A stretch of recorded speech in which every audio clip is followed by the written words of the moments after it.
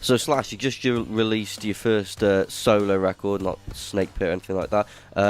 How long was this album in the making? It took about 2 years to make this record, almost 2 years. Cool. Now, what made you decide to go with various different guest vocalists as opposed to, putting together Slash's Snake Pit again? The whole reason for me sort of doing a solo record was to get away from the typical sort of group situation. I've been in bands ever since I first picked up the guitar, and I needed sort of a break from that and to do something where I could just sort of call all the shots and do things my own way and do whatever it was that I wanted to do. And that was the main motivator for doing a solo project. Now, when you were writing the album, did you have certain tracks in mind for certain artists? How did you decide, who you wanted to sing on those tracks? I wrote the songs first as pieces of music, and then I'd listen to said song and think who would sound good actually singing on that song, and that was sort of the criteria for the whole record, to pick the singers. It was just out of the music.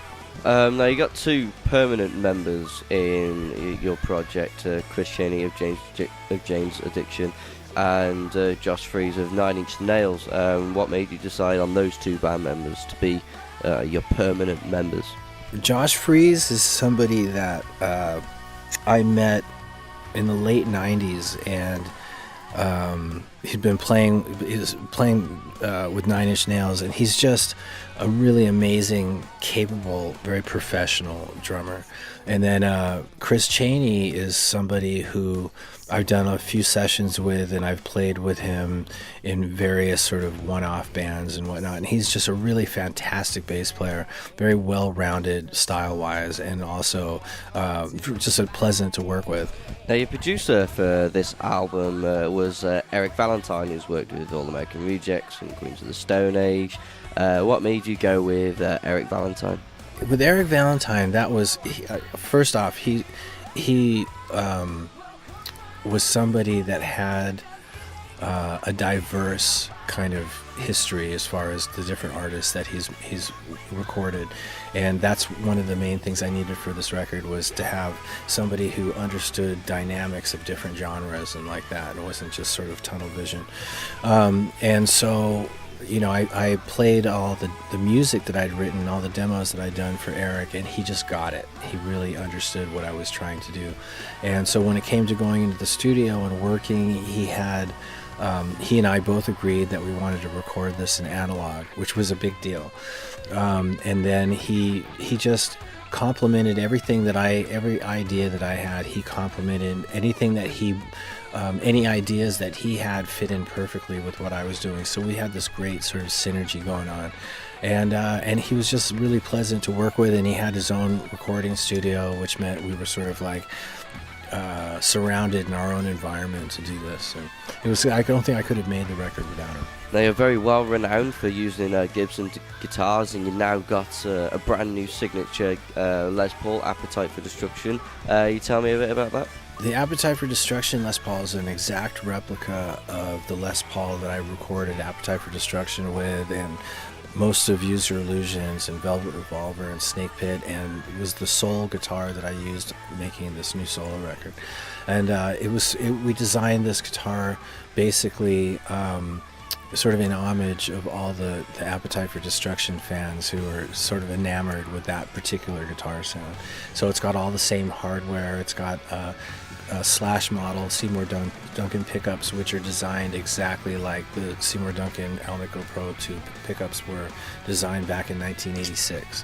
So it's just got all the sort of different hardware. It's got old school capacitors in it, and it's a great guitar.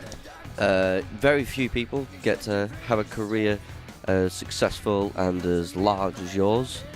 Could you pick three sort of big career moments that you're most proud of?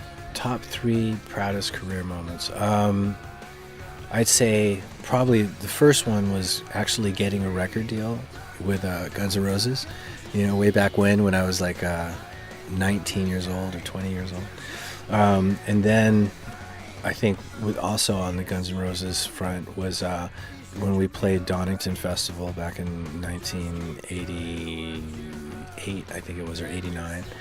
And then putting Velvet Revolver together and actually having that record go to #1, you know. Do you remember the first show that you ever played in the UK, and do you have good memories of that show? First shows that I played in the UK were the infamous 3 marquee dates that Guns N' Roses did, and it was fantastic, you know, just really raw and rowdy, and we established a foothold in the UK from those 3 shows, which was very important to me because I'm from England, and sort of England took kindly to Guns N' Roses, and I had a great reception for that band ever since. So those marquee dates were essential. Now, when can UK fans expect to see some more Slash shows then? This June coming up, we'll be doing a bunch of UK festivals. Now, before you shoot off then, you've redone Paradise City. It's not on the album, but it's the Japanese bonus track. I was wondering if you could tell me a bit about that. Now, the remake of Paradise City that I did really stems from jamming that song, sort of impromptu one-offs with Cypress Hill and different sort of live situations, and it just sounded so cool that I thought, one of these days I'm going to record it. So here it is, like 5 years later, and I finally recorded it, and then had Fergie come in and do the choruses, and pretty proud of it, you know. I'm Slash. Check out my new album, Slash, out now on Roadrunner.